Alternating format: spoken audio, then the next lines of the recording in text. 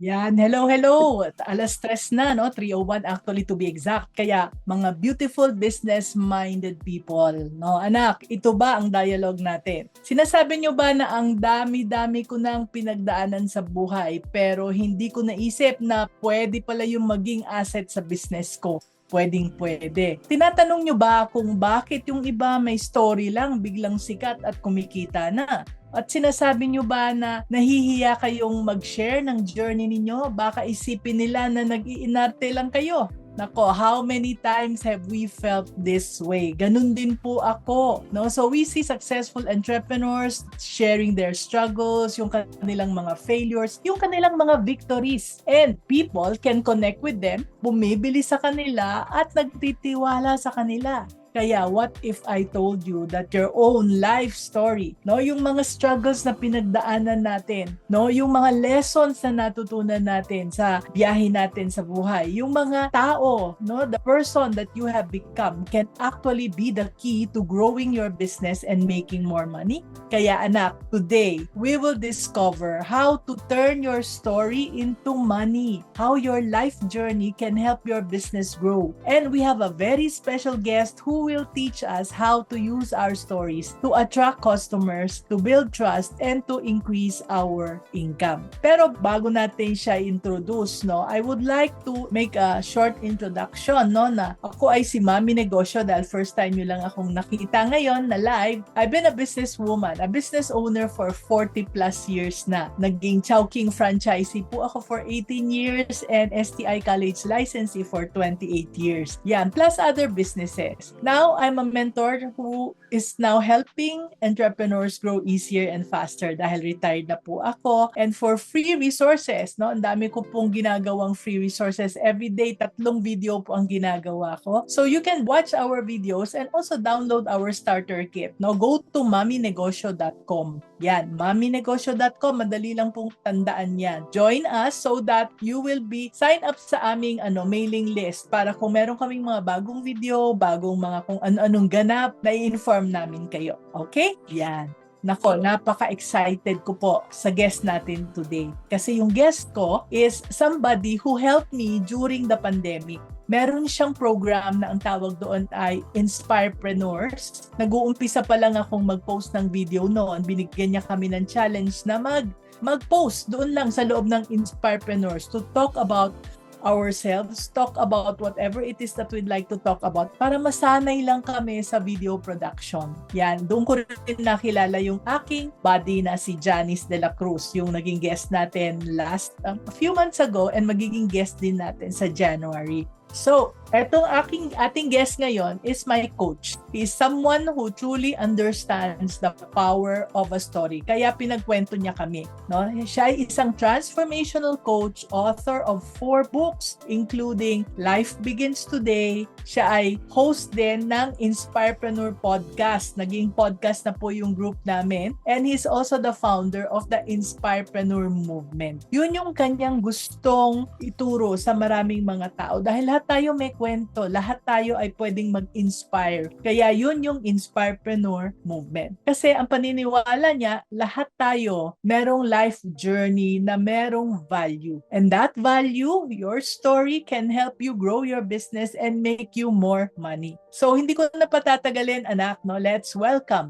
my inspiring friend and coach, si Coach JC Libiran. Yan. Coach, welcome. Finally, na-invite din kita. Yes. Maraming salamat. It's a blessing and I've been following actually itong inyong mga lives and at the same time, everything that you're doing, no? You say na ako po ang inspiration ng maaring ng pandemic, but now you are an inspiration to me. And of course, no, not just you, the whole team behind this, but also itong ating mga kasama ngayon, no? Both online, dito sa Zoom, and possibly those people who will be watching itong ating episode later on. Maraming salamat for having me again. Yan, what a pleasure, no? What an honor and a pleasure. But before we dive into today's topic, no? Paki-share naman ng kwento. Share kasi kwento pag-uusapan natin. Can you share with our viewers a bit about yourself? What do you do and why are you so passionate about helping us business owners to create or to discover our stories? Yes. Ako, Mami, and by profession po, ako ay teacher. Kaya kung may mga teachers po sa inyo, binabati natin, no? At lahat naman talaga tayo nagtuturo, no? In one way or another. At bukod sa pagtuturo, ako po ay na-involved sa ministry ni Brother Bo Sanchez. Ito po yung Light of Jesus Family. It's a Catholic charismatic community. And we are known for our event called The Feast. At may weekly event po na ginaganap, and it's a very encouraging, no, community. Meron kaming weekly event. Like for me, I'm assigned in the University Belt sa Manila area po. So we create a weekly event para sa mga young people, college students, young professionals. And then apart from that, ang aking pong pinagkakaabalan din ay I'm into consultancy training. Ayan, giving talks, mga seminar, workshops, retreats, team building. Kung sakaling hindi ako busy giving, teaching, or facilitating, ayan, kami ni Mami N ay madalas po na magkita sa mga events, no? Because we are eternal students, not just like you guys who are joining us, no? But if there's something personal that I want to share with all of these things that I've shared, ako po ay family man, no? I'm married to my wife, Milen. Mag-14 years na po kami this December. At ang aming pong anak na si Yana ay magna 9-year-old naman. So,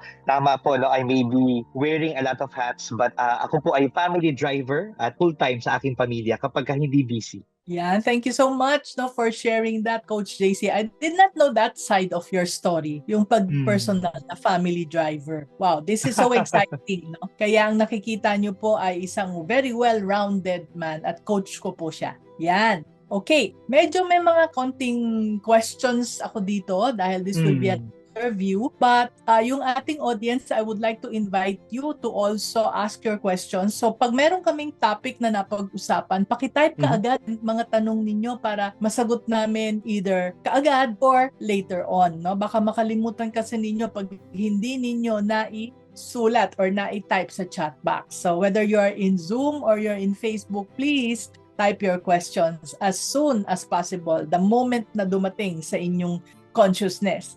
Okay, so ito na, my question number 1, Coach JC. Maraming mga business owners na talagang sobrang kayod nila, no? They work hard. We actually work hard every day. Pero ang aming income ay pareho lang, hindi lumalaki at hindi namin alam kung paano pag-grow. Since ang topic mo ay tungkol sa life story namin, how can our life story help us make more sales sa aming negosyo? Napakagandang tanong, no, Mami N. And lahat naman talaga tayo, no, ay talagang masipag, lahat tayo ay nagpupursige. But ang maaring tanong nga natin ay bakit hindi tayo next level o maaring hindi pa natin na-achieve, no, yung ating tagumpay na hinahangad para sa ating mga negosyo o sa ating mga pinagkakabuhayan, no? We always go back to our own personal story. Like for me, no, when I shared earlier my introduction, teacher ako, and then from teacher, ako ay napunta sa ministry. From ministry, nagamit ko lahat ng mga experience ko sa communication pagdating dito sa aking consultancy, sa speaking, tsaka facilitation. So, parang madali ko lang sinabi, pero may mga backstories po yan, no? At siguro as I also share itong aking sagot, kayo rin po, magbalik tanaw, no? Balikan nyo. Kung nasaan kayo ngayon, hindi naman basta-basta, di ba, dumating kayo dyan ng ganyan lang. Marami kayong mga pinagdaanan, no? Marami tayong mga bagahe, maraming mga hugot, no? Hanash. Pero lahat ng yan are stepping stones now to where you are right now. And naniniwala ko, Mami N, and to everyone, that our best days are not behind us. It is still ahead of us. Kaya yung ating story is ongoing. Maaring, ayan, ngayon hindi maganda ang kita sa negosyo o kaya medyo nalulugi na. Tapos, ang dami pang mga problema, ang daming kompetisyon, no? Ang dami nating iniisip bilang mga negosyante. Isang paalala rin yon na yung storya natin, hindi pa finish, no? In fact, habang may buhay, habang may hininga, ayan, patuloy lang tayo, no? One step at a time. Tapos dito, isang siguro sa mga magandang i-share ko sa inyo, pagka pinagbalikan po natin yung storya natin, number 1, your story builds trust and connection. Pwede namang kagad, di ba, negosyo ang pag-usapan o kaya benta na kagad. Pero pansin mo, maaring makabenta ka ng one time, pero maaring hindi na bumalik sa'yo. Pero when there's a story sa ating pong bago, di ba, sale, ang nangyayari, mas nagkakaroon ng emotional connection, mas nagtitiwala sa'yo yung tao. In fact, babalik sila at maaalala nila yung brand at business mo dahil doon sa kwento mo tungkol sa yung negosyo, paano nagsimula itong produkto na ito. Or if you are into services, merong kwentong behind that.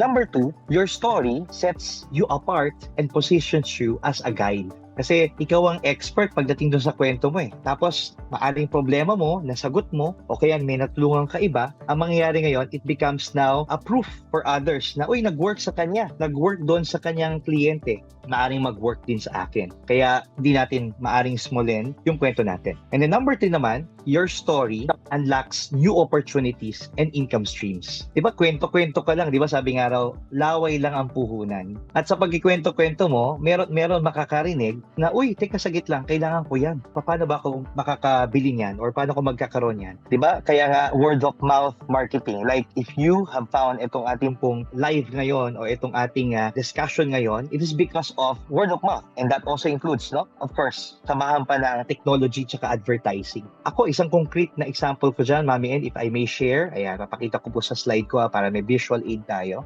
Ito, storya ni Brother Bo Sanchez. Brother Bo Sanchez is a known lay preacher and best-selling books, no? Of course, the founder of the Light of Jesus family. Fresh na fresh po itong picture na ito kasi itong Sunday lang sa SMX. Thousands of people attended. And sa kanyang talk, sinabi niya lang na pwede siyang pumili ng isa sa mga servants, no? About 1,200 servants. Pero ang pinili niya ay si Ray, no? Si Brother Ray. Tapos pinento niya lang na si Brother Ray for 11 years ay parking attendant sa aming pong gathering na feast. At sa kanyang paglilingkod, hindi man siya nakikita on stage, hindi man siya lagi may nagpapa-autograph or picture sa kanya, pero patuloy niyang ginagawa ang kanyang paglilingkod sa Panginoon at sa taong bayan, no? Sa simbahan. So, doon pa lang, no? Parang maaalala mo yung galing at kung ganong kabuti ang mga servants at volunteers among all the 1,200.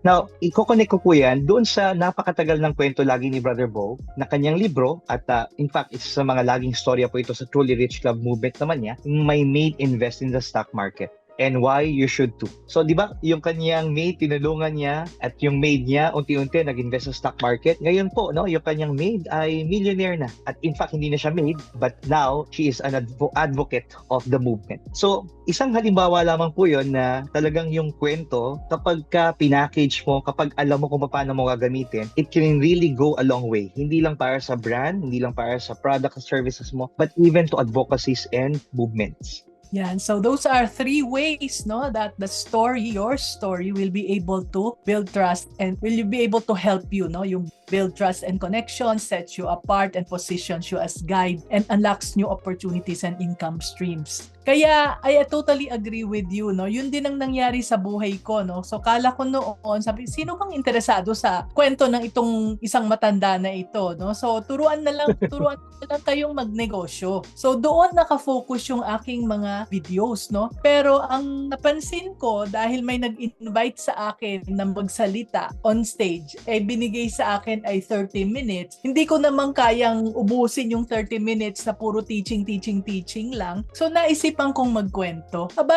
Gustuhan pala nila yung kwento. Kasi kung nakita nila the person, no, the emotion behind the lessons, mas nakaka-connect ako, yung lessons na gusto kong i-share, gusto kong ipabahagi, mas nakaka-relate sila. Kaya pag sinabing Mami N, hindi siya yung mayaman na matanda na nagsasalita. Siya yung talagang dumaan sa gera, na experience niya yung lahat ng hirap, lahat ng mga pagkakamali, at kaya siya nagtuturo dahil sa mga lessons na natutunan niya at gusto niyang i-share. Kaya tama yung sinabi mo, no, Coach, na positions you as a guide. So because of all my mistakes, not all my successes, not all my millions, kung may millions man ako, hindi yun eh. Ang importante is nakita ko na, oy, huwag kayong dumaan dito kasi may ahas dyan. Huwag kayong dumaan dito, may lubak dyan. Dito kayo. And now, I am more a guide to the people who are starting and growing a business. Yan. At saka I'm so excited. Habang dito, nagkwento ka na rin, nagkwento na rin ako. Kaya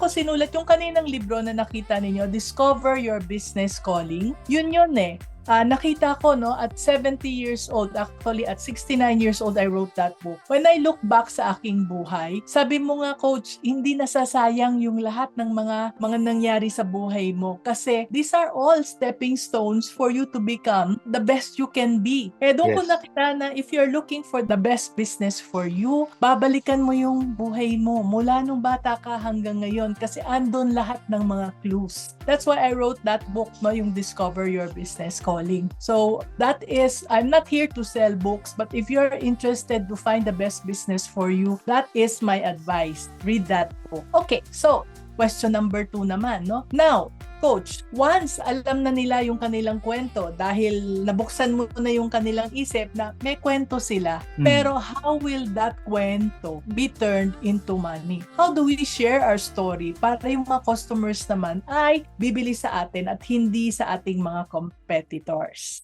Yes, at ayan, babalik pa rin talaga sa mga pinanggagalingan natin, no? Yung context natin, yung background natin. Ako, ang unang-una, Mami N, ito ha, identify your why and key turning points. no, pag binalikan mo sa buhay mo, ano ba yung dahilan mo, bakit ginagawa mo yung ginagawa mo, Bakit nagsimula ka ng negosyo? Bakit sobrang passionate ka ba dito sa produkto na to, sa services na ito, sa advocacy mo? ayan, gagamitin mo yan kasi may mga turning points na nangyari sa buhay mo. So you can actually, ayan, start by asking why you began your business and recall the defining moments, no? Yung struggles, yung breakthroughs, yung lessons. That shaped your journey. Kasi when the going gets tough, ang mangyayari, babalikan mo yan eh. Tapos ang kagandahan dyan, dahil sa Ito ay ikinikwento mo, yung mismong customer mo, clients mo, possible partners, mga prospects mo, makaka-relate sila sa'yo. Kaya kanina binanggit ni Mami N yan, dapat yung story natin relatable. Mahirap magkwento na puro tagumpay lang, no? Kailangan ikwento mo rin na ikaw ay nahihirapan, nasugatan, nagkamali, bumangon. Kasi this will be the moments, no, na magiging emotional backbone ng story mo, ng brand, ng business mo. Number 2, Share the problem you've solved and the transformation you've experienced. Ako, gustong-gusto ng tao yan kasi maaring, di ba, na touch mo or somehow naging emotional, nakakonect sila sa'yo. Pero kapag hindi naman nila nakitang na-solve mo yung problema, bali wala. Kaya tama yon, i-share mo yung problema, paano mo siya na-solve sa business mo, sa brand mo, sa advocacy mo, and then anong nangyari, Anong transformation ang nagawa nito, hindi lang sa'yo, pero pati doon sa mga taong naka-experience ito. Your story becomes valuable. when people see how you overcame the same challenges they face. Show the before and after so that your customers believe you can guide them to. Madalas yan, di ba, kapag mga Transformational sa mga weight loss, di ba? May before and after. Tapos talagang very effective siya. Kasi yun yung ipinapakita mo sa tao na posible ring mangyari ito kung gagamitin mo yung produkto and you will actually follow kung ano man yung instructions doon, no? And then finally, number 3, highlight the values and themes that keep repeating in your life. Now, look for patterns. Ano ba yung passionate ka? Ano ba yung karaniwang pains or mga hugot? Ano ba yung purpose na talagang sobrang you're into it? And this become your brand message. Share them authentically. Kaya madalas ngayon talagang nagkikwento sa social media. at sa social media, kapag nakita ng mga tao, they will actually go to your page at doon sa page nila, doon Makikita nila yung mga other things that you also do. Maaring yung mga products at services mo rin, no? Naturally, people will gravitate to it. So as you share them authentically, include mo dyan yung struggles mo and talagang hindi siya pagpapanggap. Talagang totoo ka lang na ito yung mga nangyari sa'yo at ito ngayon yung mga nangyaring pagbabago dahil ginamit mo yan. Ang isang maaring makatulong rin, no, Mami N, and to everyone, I actually do this, no, kapag may mga workshop ako, is you actually use yung lifeline. Pinapakita mo doon yung, hindi naman kailangan na nung pinanganak ka or, di ba, kung nasaan ka ngayon, pero at least pakita mo lang yung mga ups and downs ng buhay mo and then relate it also into your business. No? Halimbawa, kung meron po kayong small business, kung ito ay organization, ipinapakita mo rin yung ups and downs. Maybe by the years, anong mga naging highlights, anong mga naging tagumpay, ano rin naman yung mga naging pagsubok. And one thing na maaari po makatulong, no, Mami N, is in terms of, eto, kay Joseph Campbell, I got this, no, the hero's journey. At ang hero's journey, ipinapakita lang, di ba? You start something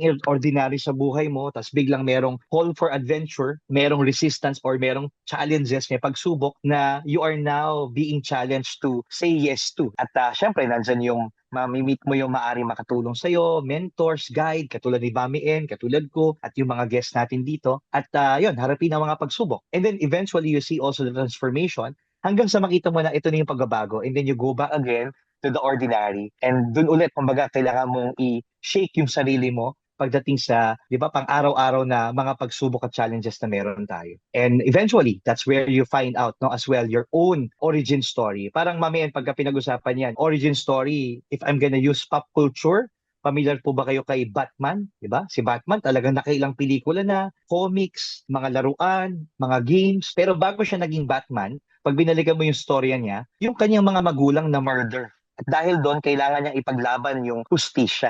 So, anong connect nun, Coach JC, pagdating sa amin? Babalikan mo, no, yung storya mo at yung origin story mo. What made you decide para ikaw ay maging negosyante? At doon sa negosyante na yun, unti-unti, kahit napakaraming kompetisyon, doon mo makikita na yun yung unique sa'yo. Kung bakit pipiliin ka ng mga tao against your competition or kung sino man yung mga maaring kinakaharap mo na iniisip mo na kalaban mo sa negosyo. Yan, Mami N. Yan, ang galing, no? I love that. No? You mentioned the word uniqueness. Actually, Coach, if I may share, lately I've been encountering a lot of maraming mga nagpapa-coach sa akin, no? Yung mga coaching clients ko, ang problema nila is competition. Ang problema nila ay nawawalan na sila ng mga tao kasi hindi nila mabayaran ng mas malaki-laki, mataas-taas. And sales is a problem. Pero ang root cause niyan, ang tinuturo ko sa kanila, no, is that ano ba ang uniqueness ninyo? Kasi hindi kayo pwedeng mag-raise ng price. No, kaya mababa yung kinikita ninyo, mababa konti yung benta ninyo dahil pareho kayo wala kang pinagkaiba sa mga kalaban mo. Kaya once you know the uniqueness, your uniqueness, then yan ang meron ka na wala yung ibang mga tao. No? Like for example, business coach, yung mga nagpapa-coach sa akin. Pag tinanong ko, bakit ka nagpapa-coach sa akin? Kasi Mami N, experience na kayo 40 years kayo sa business. Kasi Mami N, nalugi na kayo sa maraming negosyo.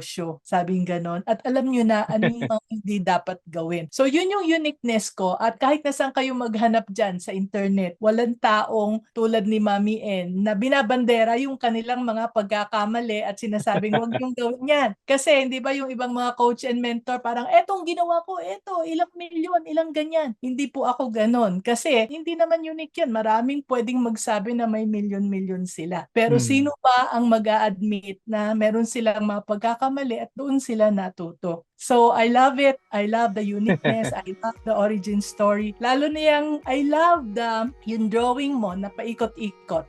Kasi kala ng tao, kapag ganito na, nagka-problema ka, babagsak ka, pero pag na-overcome mo na, tuloy-tuloy na. Hindi, iikot ka pa rin.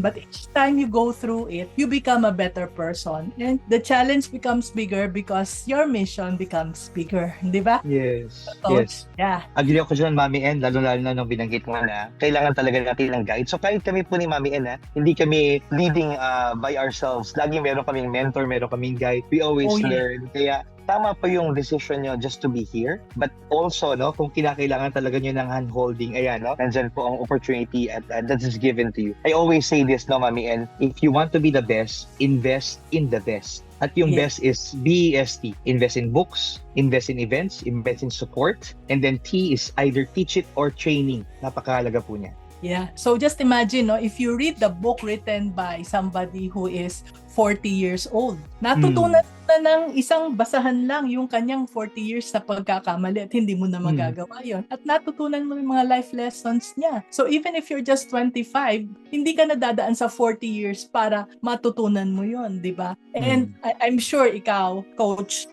you have many coaches as well, just like me. I have somebody who helps me with strategy. I have somebody who helps me with building community. I just met with her earlier. I have somebody who is helping me with tech.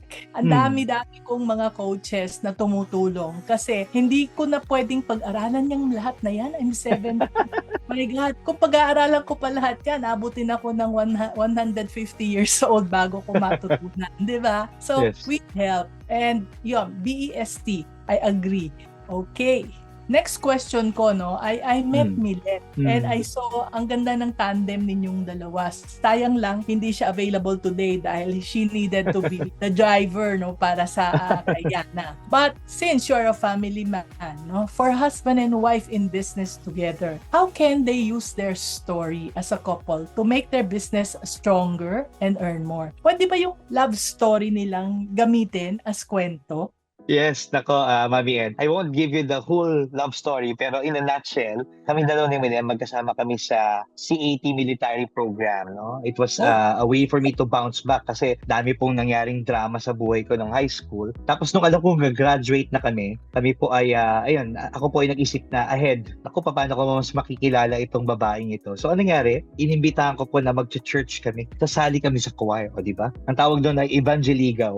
Ang tawag na iba, disciple chicks. strengths, no? Pero kahit na medyo hindi maganda yung agenda ko na kaya kami magsisimba, magsiserve, kasi dahil sa, gusto ko siya makilala, magaling rin ng Diyos eh. Kasi ginamit niya rin yun as agenda na habang napapalapit kayo sa isa't isa, napapalapit kayo sa akin. Ayan, yun naman po ang nangyari. And then eventually, nag-grow ang aming relationships. I believe, same thing in any business or in life, ganun rin po eh, no? Hindi naman po kaagad-agad na kayo ay engaged na, kayo ay kakasal na. Talagang you start by getting to know each other, you start by seeing kung ano yung mga strengths at weaknesses ninyo. And then as you try to parang support each other and at the same time, habang nakikita nyo rin na ito yung kahinaan ng isa, anong pwede kong gawin para punan yun, that's something that you can actually use, hindi lang sa inyong relasyon, hindi lang sa marriage, but actually when you are now both working in the business. So kayo po, no, that you are into a relationship, maganda po yan, no? Sabi ng iba, paghiwalayin, no? Kapag negosyo pag-uusapan, dapat hiwalayan. Pero nandun rin po sa pag-uusap at saka sasamahan ninyo, no? Number one, you can actually use your love story to show your strengths, yung inyong kalakasan as a team. Yung partnership niyo po kasi can really help out to balance, no? Mag-complement at saka yung reliability ng bawat isa. When people see your personalities and strengths work together, they gain confidence in your business. Kapag nakikita nila na talagang okay kayo, di ba? In a way that also translates sa tauhan, tapos from tauhan, yung mga partners ninyo, yung mga clients ninyo. Pero pansin niyo kapag nag-aaway, nagtatalo, nako, it trickles down, no? Nag-overflow rin po yan sa ating pong team at sa ating pong negosyo. Number two, share your story to make your brand relatable and unforgettable. And pagdating dito, now, Mami, and I actually host most of the big events rin ni Brother Bo, kaya ang isa po sa pagkakataon na ibinigay sa akin is I got to host, no, yung pong may-ari ng BLK, no, 513, I believe. And sa kwentuhan nila, nag-start yun as a love story. Eventually,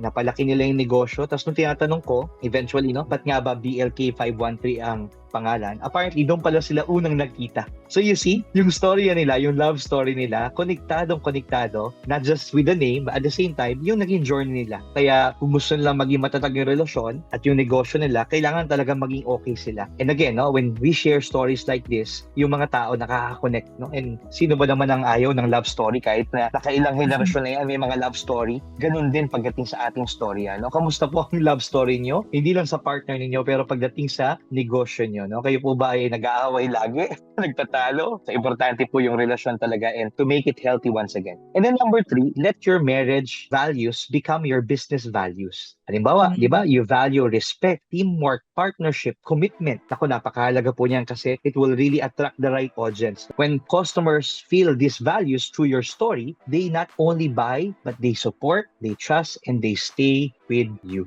Now, quickly lang, paano to connected sa akin? Kasi, Mami N, since I'm in the speaking business, I'm being invited every now and then. Mahirap naman po na ako lang ang kakausap din, no? Ako ang maghahagel, ako ang magne-negotiate, mag-coordinate. Yung po ang gampanin ni Milen sa akin. She may be introvert, ako ang extrovert. Ayun, behind the scenes po siya, no? She's handling actually my admin. At the same time, siya po talaga yung nagsasabi sa mga client na kapag inimbitahan nyo si Coach JC, hindi lang yan para sa professional fee niya, not just to support the family, but you're also raising funds, no, for the ministry. Kaya yung pong gampanin ni Milen sa amin, no? Siya po ang coordinator ko sa mga speaking engagements. Yan, napakaganda, no? Kasi yun ang sinasabi nila eh. Opposites attract, di ba? hindi siguro nag-a-attract yung parehong extroverts o kaya yung parehong introvert, hindi na sila mag-uusap. Kaya opposites attract. And ang importante sa negosyo is talagang gagamitin yung strength ng bawat isa para makatulong sa business, hindi ba? Hindi yung 15 yung isa dahil sa kanyang weakness. Yan. Okay. So, karamihan naman ng problema, Coach, is about employees. Yung pag-build ng right team. Sometimes, nahihirapan tayong mag-grow ng negosyo dahil yung mga taong na-hire natin, hindi siya bagay sa ating negosyo. Kaya, meron akong bagong course ngayon, Coach. And it's called the Hiring Pass Workshop. Yan. Actually, kaya lumakas ang loob ko dahil sa iyo. Dahil sa pag-train mo sa amin nung pandemic as Inspirepreneurs. Yon. So, we start sa Hiring Compass sa pag-train ng tao from day one at hanggang maging good hire na sila. Ano yung proseso para malaman natin kung tama ba yung na-hire natin o hindi? Paano natin i-evaluate yung kanilang mga resume, yung paano bang pag-i-interview sa kanila, paano bang pagba-background check? Yun yung nasa Hiring Compass. Kaya anak, if you want a roadmap to grow with clarity and confidence, ang dami kong pinaplug ngayon, Kasi ito, utos yan ng team, Grow Your Business Pinoy, yan yung book at meron tayong Christmas bundles ngayon sa ating TikTok shop. So let us, connect with us. Nandiyan na po yung link nitong libro na to.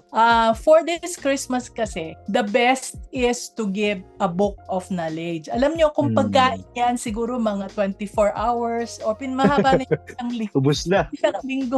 Ubus na. Kung damit naman yan out of style na at mga bagay-bagay, Kung mga decor na yan, pampagulo lang yan, pampadagdag lang yan sa clutter sa ating buhay. But when you buy a book, kahit na hindi nyo basahin, kapag libro yung niregalo nyo, you can never tell, Baka someday, kahit na walang nagbasa nun, baka yung apo nabuksan yung libro at may natutunan dun sa librong yon at in-apply. At siya pala yung magiging milyonaryo sa next generation. You will never know. At saka, Coach JC, alam mo, ang akala ng mga tao, kapag meron silang libro na binili, kailangan nilang basahin yung lahat, yung buong libro. And I discovered na mali pala yun. Hindi kailangan basahin lahat. Kung minsan isang word lang or isang sentence lang, nakakapagbago na ng buhay. Kaya nga si Coach JC ay 4 na yung kanyang books, And ako, I would want to write more books because he is my inspiration, inspirepreneur.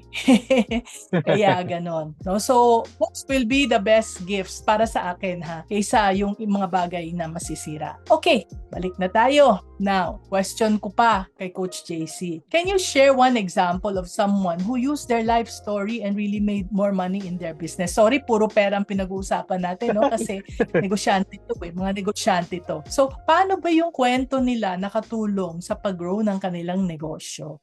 Yeah. Mami, gusto ko sanang isa pero at least 2 example, Mabilis. So, number 1, yung sarili kong kwento. So, ako bago naging teacher, talagang I look back sa story ako na I was bullied at I wanted to, parang because of that experience, I wanted to be an inspiration na kahit nabully ako, kahit na ako ay kinawawa, feeling ko biktima ako, there's a story, Sabi nga, hindi ka lang biktima, hindi ka lang kontrabida, pero pwede ka maging bida ng buhay mo at pwede ka ring maging mentor nga at guide katulad namin po ni Mami N to the people who needs you as well. At dahil doon, talagang ang hugot ko, buti na lang na-meet ko ang Brother Bo Sanchez. I was college during that time. I got inspired, di ba? At sabi ko, gusto ko ring maging katulad niya. Ayan, di ba? Nangangarap tayo, nag-aspire tayo na balang araw ako rin, makakatulong, ako rin magiging blessing at inspiration. And then eventually, I got into the ministry and then from serving, natuto ko ng mga skills, community building. Fast forward, ayun na nga po ang ginagawa ko as a preacher, as a trainer, as a consultant, and also into content creation. I wear a lot of hats. Pero isang paalala sa akin lahat, Mami N, ako ay naglilingkod. At every time I'll be given the chance, interview katulad nito. O kaya naman, may kakausapin ako kasi nadidepress, nalulungkot, on the brink of giving up. Minsan, may mga ngailangan na, Coach JC, pwede mo namang i-inspire yung aking team, para sila ay ma-motivate. Pwede ka pang magbigay online or in person. I just say yes to the opportunities. Pero alam nyo, ang pinaka-bottom line nun, Mami N, the reason why I'm able to earn from it and monetize, ito po mga gifts na ito, my story as well, is because I'm saying yes to be a servant. Ako'y patuloy na naglilingkod. And I believe as long as we become a servant in our businesses, in our brands, you add value like what we are doing right now, Mami N, definitely people will gravitate and they would want to be part of our business. They want to get our services. So yun yung unang kwento ko, Yung pangalang kwento ko naman, sa kaibigan ko ito. At ito ay kwento ni Cheng Bondok, Si Cheng Bondok po, ay not sure kung kakilala niyo siya, pero siya po yung founder at owner po ng SMLC, It's actually a therapy. Kumaga parang sa mga may ADHD, sa may mga autism. He's actually the author of this book, The Unexpected Gift. At kaibigan ko na siya for more than 10 years. Nagsimula po siya talaga na nakita niya na ang daming mga naghihirap. So sige, how can I reach out to young people, mga out of school youth? Kasi eventually, it led him to the interest na mag-take up ng psychology. And then, Mami N, nung siya ay college student, winento niya sa akin to, na may mga vacant siya. At yung mga vacant time na, yun yung naging opportunity niya to volunteer, to explore opportunities. Hanggang sa it led him to the therapy business that he has right now. And would you believe po yung therapy business niya, yung kanyang advocacy, now he has 100 plus centers all around the Philippines, Luzon, Visayas, Mindanao,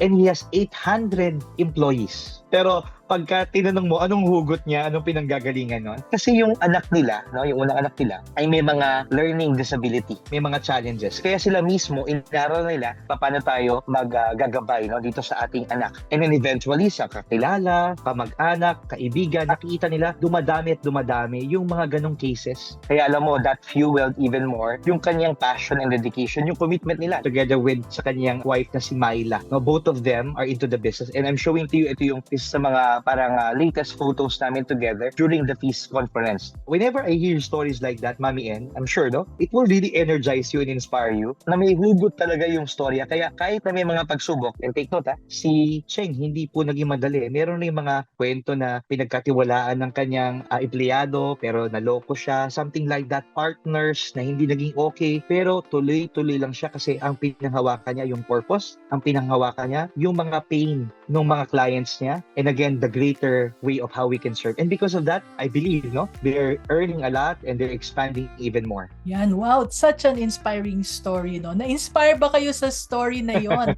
So, totoo yan, ano? Kasi sabi ko nga, puro pera yung pinag-uusapan natin dito for business owners. Pero one lesson that I learned, ito yung sabi nila, chasing money is like chasing your shadow. Habang hinahabol mo yung pera, tumatakbo rin yung shadow. So, hindi mo talaga siya maaabot.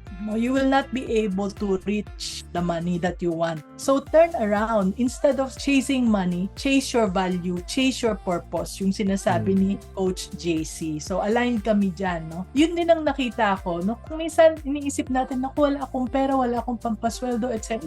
Kung minsan, wala ka nang ganang magtrabaho, pero what I do is, okay, ano ba yung purpose? Para kanino ba to? Kung minsan, ayaw ko nang mag-record ng video kasi nakakasawa na araw-araw, tatlo-tatlo. Pero iniisip ko, meron kasing tao, may babae doon na kailangan niyang marinig yung sasabihin ko ngayon. Or merong couple doon na matutulungan itong sinasabi ko. And that's why I do all of these things for free. And guess what? When I do that, when I serve, sabi mo nga, no? Being a servant leader, being a servant.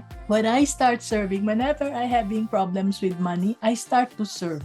And guess what? Dumarating yung mga pera, dumarating yung mga taong tumutulong, nag-o-offer. Kaya parang, wow, ang saya naman, nag-offer siya, natutulungan ako dito. Kung ano yung mga problema ko, pumapasok yung mga taong makakatulong. Although business owners tayo, importante may sales, importante may pansweldo tayo. But on the other hand, kung masyado tayong focus sa pera, mas nahihirapan tayo. But when we focus on the purpose, nako, dumadating ang blessings dyan. Okay, so eto naman. Dito muna tayo kay Roxy Centero. Okay lang, coach? No? Sabi niya, I work in marketing and I agree that storytelling is a powerful tool to pull clients in. Pero paano pag introvert? May mga kwento rin naman ako, pero hesitant akong to share. No? Some of us are happy with just being quiet. Can we still use storytelling to benefit our business? Yon, magandang sagutin niya ni Coach. Coach.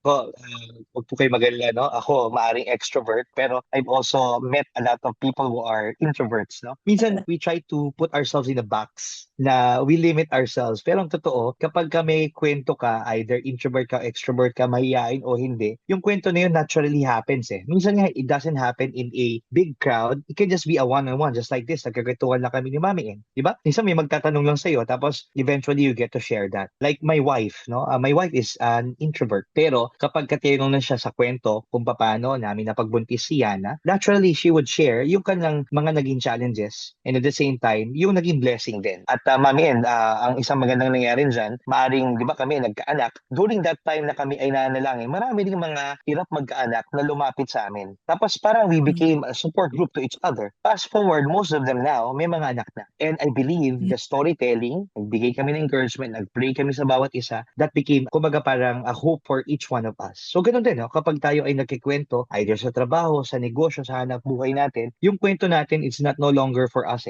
It's actually for other people as well to hear so that they can also have that spark of idea or somehow sila rin po magkaroon ng hope at inspiration na tuloy-tuloy lang no, sa ating ginagawa. Like ako, there was a time, Mami Ena, I wanted to give up on social media kasi puro ko post tapos wala namang pumapansin, para ako lang nagla-like o kaya nanay ko, di ba? Pero buti na lang, di ba? Hindi ako nag-give up kasi fast forward, forward, ako po ay naimbitahan sa Dubai for a conference to become the speaker. O, di ba? First international speaking engagement ko. Nung tinatanong ko yung mga organizer, paano niyo po ko nalaman, na-discover? Sabi niya, pinunta namin yung mga social media posts. And that's where we had the decision na let's invite him. So you see, paano kung nag-give up na ako? So ganun din po sa atin. Huwag lang tayo mag-give up. Tuloy-tuloy lang, no? Sa pagkikwento, tuloy-tuloy lang sa ating mga ginagawa. Yan, no? So don't give up, no? Ang kwento daw ay hindi naman kailangan sa publiko na napakaraming tao. Pwede namang one-on-one to as many people as you can. The goal is talagang to serve, To serve with your story, hindi sa pinagyayabang mo. Kaya ka nagkukwento dahil gusto mong ipakita sa madlang people na ikaw ay ganito kagaling, 'di ba? O ganito kayaman. Right. Okay. So from Lilian dito sa FB, Lilian ng GUI. What can you do when your COO who is abusive uses mental health as an excuse? So ito ay wala nang kinalaman sa story, pero since you have been doing a lot of counseling, can you help Ian, HJC? Yeah. I believe, with the awareness now natin pagdating sa usapan ng mental health, talagang lahat tayo i-recognize natin that we need to take care of our mental health, no? Sabi nga, be kind to your mind. Ayan, be kind to your mind. So, either yung CEO, o na owner, o kung sino man, importante po na talagang we have that self-care at self-love. But yes, no, kung sakaling gagamitin ito para maging excuse na, that's the time that we have to go back. Di ba? Meron tayong mga parang company rules, no? Meron tayong mga regulations. Kaya importante rin na may sistema sa kumpanya kasi kapag wala, pwede rin talaga tayo maabuso. Lalo-lalo na, wag masyado tayong mabait. But in business kasi, hindi siya charity work. importante talaga na meron rin pong mga guidelines na sinusundan yung ating mga empleyado. And I believe hindi accepted kahit na sa mataas na posisyon, rank and file, lahat tayo dapat i-abide. No? Importante merong vision, may mission, may values kasi yun yung babalikan natin kapag may mga ganitong mga sitwasyon. And maybe it's also good po na kailangan meron talagang nag-handle ng ganitong mga matters. No? Sometimes hindi yung mismo may-ari pero baka yung HR ang dapat nag-handle nito. So para yung attachment rin won't be affected. Yeah. So, totoo yan, So, kailangan meron tayo. We would prefer the code of conduct, no? O kaya rules and regulations. Kasi, paano mo masasabing abusive? Until when? When mo pa malalaman na abusive? Okay, before we end, Coach JC, no? Dahil 1 hour mark na tayo exactly. What is one piece of advice na pwede mong ibigay sa mga business owners na gusto na nila, okay, agree na sila, na-convince mo na sila na yung kanilang kwento ay dapat ilabas nila para makatulong sa kanilang negosyo. So, what is the first thing that they should do? Yep, ako po, Mami N, kung magsisimula sila, talagang we just have to go back to our story, no? Ito, I'm showing to you a framework that I made. Turn your story into money framework. So, ang una-una talaga, discover your story. And that's where you find your unique voice. May mga fine details dyan, but at least yun ang tandaan natin. Ano ba yung story ko? Ano ba yung why ko? Ano ba yung purpose ko? Balikan nyo yung kwento ninyo. Kasi sa kwento natin, ng ups and downs, maaring dyan natin makuha yung ating motivation, makuha natin yung meaning and purpose why we want to pursue this business, this brand, this product, this advocacy. And then from discovering your story, finding your unique voice, number 2, share your story. Aanin mo pang na-discover mo yung kwento mo kung hindi mo ibabahagi. Di ba sabi nga, sharing is caring. And when you do that builds the connection and trust from your prospects, from your clients, from your partners, from your team. Importante yun Kailangan mo magkwento kasi kapag hindi ka nagkwento, parang nawawalan na sila ng dahilan kung bakit kailangan sila makipagnegosyo sa'yo or magpatuloy sa'yo. Pero kung ba, pinikwento mo yung nangyayaring pagsubok at kung paano natin solusyonan, it gives hope to the people. And then from you discovering and sharing your story, importante rin po na monetize your story. Turn it into income. At pag sinabi natin monetizing it, napakarami pong pamamaraan. Ang isa na nga po dyan ay whenever we do our story, hindi lang siya story selling, storytelling, naging story selling. It becomes our marketing, it becomes our campaign and our promotions as well. So yan, siguro kung may tatandaan po kayo na next steps, discover your story, share your story, and then monetize your story. And siguro pagdating sa monetize your story, napakarami pa na mga discussions, mga friends at mga episodes na maaring nangyari in the past, no? Like content creation will opportunity to talk Darbs, yung mga naging guest pa ni Mami Ann dito. Napakarami pong explore kung paano pagkakakitaan ang ating mga kwento. Yan. So that's so true, no? If I may be allowed to make kwento a little bit, no? Yung aming negosyo talaga, Coach JC, is jewelry. I've been into many businesses, tapos yung iba sinara na namin. Actually, most of them sinara na namin because we wanted to focus only on one business, and that business is jewelry sales. And we have 27 jewelry stores all over Mindanao. Kasi iba ang kultura sa Mindanao, iba yung kultura dito. No, bakit sa Mindanao? Kasi maraming mga, siyempre, rebelde, takbo-takbo, mga kung ano-anong mga calamities doon. And ang pinakamabilis na itakbo ng mga babae, kababaihan, is jewelry. Yung mga malalaking TV, yung mga computers, laptops, lalo na nung may mga terrorists, hindi mo naman yung pwedeng bitbitin pati cellphone kinukuha Pero yung alahas na itatago mo lang sa bulsa mo o dito sa chest mo, yun ang nakakatulong sa kababaihan. But I did not know that, no? So yung kwento ko is, kasi di ba nasa Bible, yung vanity, sabi ni Solomon, King Solomon, yung mga alahas na yan, mga OA lang yan, mga pagyayabang lang yan, at mga to show peace, showy lang, no? Kaya I did not food for the first 20-30 years of being in business selling jewelry. Kaya naghanap ako ng maraming ibang negosyo kasi I could not find the purpose of the jewelry business.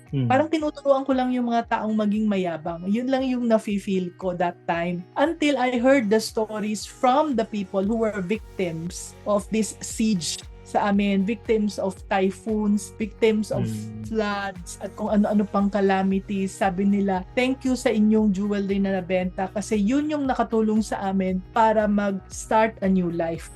And tama yung sinabi mo, no? Yung why. Why? Bakit ako na-inspire na ituloy yung negosyo na yon? Because of how it can help women. No, yung mga kababaihan, no? Nangungupit ko minsan sa marketing money at pinanghuhulog sa alahas. Tapos yung pala, nagagalit yung mga asawa, tapos nagiging sanhi ng away-away. Not know that kapag merong calamity, yun yung pwede nilang panghawakan to save the family. So that is my why. And kaso ngayon, with that framework that you shared, I just realized, Coach, hindi ko pala nakukwento yan. Hindi ko nakukwento at hindi ko na monetize. Kaya yan yung aking next steps. Thank you for being the Inspirepreneur for today. Partida pa yun, ha? Partida pa yun, Mami Ann, everyone. Yeah. So, no, sabi ni Rejoice, very insightful. Thank you. No, so nobody would think na the jewelry business will have a purpose other than kayabangan. Pero iba ang purpose talaga noon. So, eto si Therese Miedes, sabi niya, Sir JC and Mami Ann, thank you for sparking my passion again. Sobrang magkwento ko and mahilig po akong mag-give ng advice and I do overshare. However, I was told by someone very close to me na hindi bagay yung personality ko sa business namin. Medyo introvert at conservative po kasi ang culture namin. That's why I felt guilty to talk around na. Thank you. What can you say dito, Coach? Na-curious ako ano kayang negosyo, no? Kasi minsan nga, that makes you outstanding. Na kung hindi madalas na ganun doon sa negosyo nyo, doon mag-stand out yung negosyo kasi hindi sanay na maingay maaring yung negosyante or maaring nagbebenta. Pero, di ba, Mami Ann, we always go back. Best, di ba? Best known beats the best. So, kung hindi ka mag-iingay sa negosyo mo, sa brand mo, sa advocacy, maaring ikaw ang pinaka-the best, pero hindi pa rin malalaman ng tao.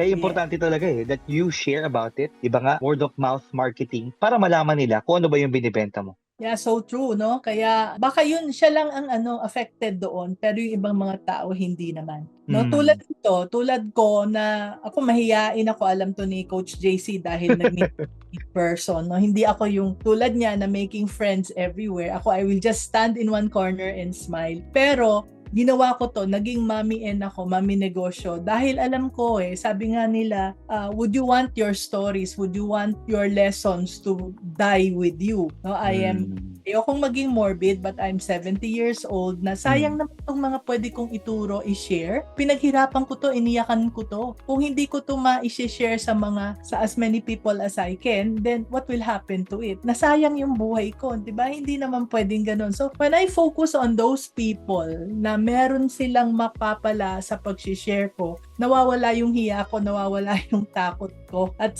whenever I start to talk, lalo na kahit na wala naman akong kausap sa totoo lang kasi computer lang, iniisip ko yung taong kakausapin ko. Yung babaeng nandoon na naghihintay ng lesson na kailangan kong ma-share. And with that, nawawala yung aking hiya at magiging madaldal ako tulad ngayon.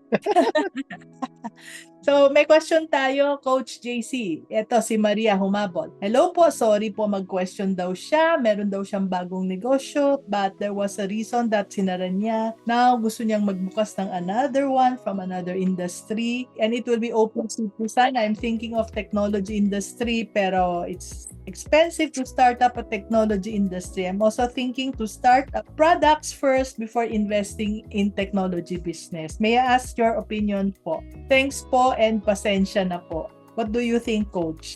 Yep, of course, trending talaga when you go into technology. Pero ako, babalik at babalik pa rin po tayo. Is this connected to your story? Is this connected to your gifts, to your passion? Kasi maaring trending ang technology, pero kung hindi ka passionate about it, eventually it will also die down. Kaya magandang rooted po talaga ito sa values ninyo, rooted ito sa kwento ninyo. Like ako, I don't actually see myself Pag tinanong ako ano bang profession ulit kung uulitin ko next time, no? I always go back to either teaching, education, or being in the speaking business, no? Inspiring people. Talagang babalik at babalik ako doon. So kung meron man technology, I'll use technology as a leverage, as a tool, like Mami N now. No, I'm sure there's a period in Mami N na hindi siya masyadong very technology advanced, no? pero buti na lang, she surrounded herself sa team na magaling pagdating dito. Kaya yan, combining the wisdom, no? high touch, tapos the high tech. O, di ba? Mami N.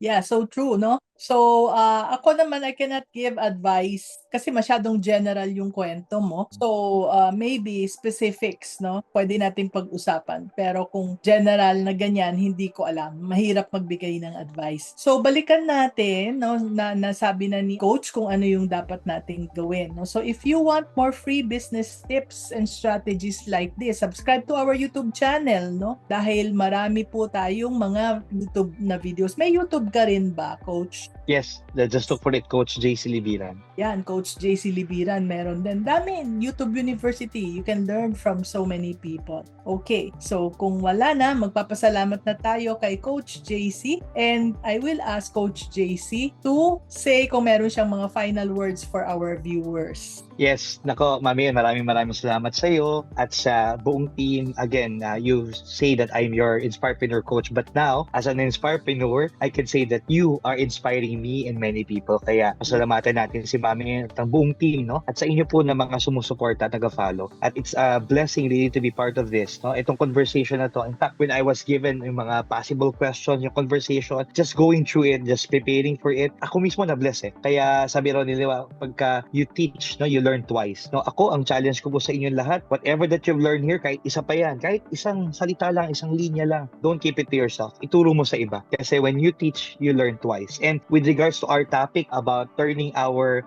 story into money, ito po, tandaan natin may kwenta ang kwento mo. At may kita ang kwento mo. Kung gusto mo ng malaking kita, kailangan malaki ang kwento. Magkwento lang. Wow, ang ganda niyan, ang ganda, no? So beautiful. And okay, so to connect with you, Coach, eto nakikita ko na yung mga link. So what is this? zaap.bio/CoachJC. That is to learn more from about Coach JC. Yan. Ayan, pinakita ko na rin po, Mami N. So again, no, if you will be needing, no, speaker, kailangan nyo po ng facilitator sa inyong mga events like seminar, workshop, retreats, recollections, team building, and coaching rin, group coaching, Mami, and feel free to connect with me sa social media handles natin. Yung pinaka-link lang that, parang link to siya, zaap.bio/CoachJC or mag-email lang po kayo at coachjclibiran@gmail.com. Of course, no, tuloy pa rin tayo, Mami, in training the next generation ng mga speakers, ng mga authors, at saka mga content creators. Ito nga yung Inspirepreneur movement and I also continue to create content on that. But that also goes the same kapag ako po ay naimbitahan ninyo. It's not just my professional fee, but at the same time, thank you po in advance because you're helping me raise funds for our ministry, no, for the next generation. Mga college students po ito at mga estudyante. Amin pong fees ang tawag the fees you built, at we have plans of creating support groups, lalong-lalo na with the depression, no, kailangan nila ng mental health support, nandyan po kami. And then finally, Mami En, Dahil magki-Christmas na, hayaan niyo po ako magbigay ng regalo sa inyo. Ayan, Yeah. I'd love to give these 4 gifts, 4 po na regalo. unang-una, yung aking pong libro na Biyahe ni Juan. Life lessons I learned from riding a jeepney. It's the story. First book ko po yan, Mami En. Ang sabi ni Sir Larry Gamboa ng Think Rich Pinoy, para siyang purpose-driven life for Filipinos. At may Wow. mga pwede kayong sagutan dyan. Kwento rin yan. At hindi ko lang kwento yan, pero kwento nyo yan. No? Biyahe ni Juan ay Biyahe ng everyone. Out of print na eh. Kaya yan, digital ebook copy will be made available to you. And then, I've been writing sa devotionals po namin na Didake at Gabay. And I have compiled it, Mami En, no? Lahat, no? About 50 plus of this na sinulat ko for 10 years na. So yan, I'll also be giving that to you in digital format. Tapos meron rin po akong follow-up maganda dito sa ating conversation, Our Story Matters. This was held early of this year with my friends, no, Elaine Marie Factor, no, ng Scribblery, Memoir Writing, si Chris Dow Anis naman, no, pagdating sa kanyang pagiging speaker at saka ayun nga, book writing coach din, and that also includes May Gomez na nasa book writing rin, no, coaching. So sana makatulong po ito sa inyo. We will give you the access as well of the recordings. And then finally, ito, Mami En, very big blessing. I'm also doing a Pay It Forward. Lagi yan sa opening ng taon, no? Ang title nito ay You Are Next. How to be a Storypreneur. O, di ba? Hindi lang inspirepreneur, pero storypreneur. How can we really use our story to inspire people? And ayun nga, turn it into money. It will be on January 31, 2026. So, automatic na po agad, you'll be given a seat For free sa inyo po mga dumalo ngayon. So scan this QR code. or ayan, we're actually providing yung link rin, bit.ly/OSM gifts. Yan, maraming salamat Mami En and to the rest of the team at sa inyo pong lahat. At muli, tandaan po natin na may kwenta ang kwento mo. At kapag malaki ang kwento mo, malaki din ang kita. Ang ganda ng sound bites na yun, ha? Maraming salamat uli, Coach JC. No? It's such an honor to have you here. Same here. Yan, no? At so, join us again next Tuesday, no? So, until then, keep shining and keep being business-minded Pinoy. Bye, Sir JC, Coach JC, bye-bye, and bye, everyone. Bye, anak.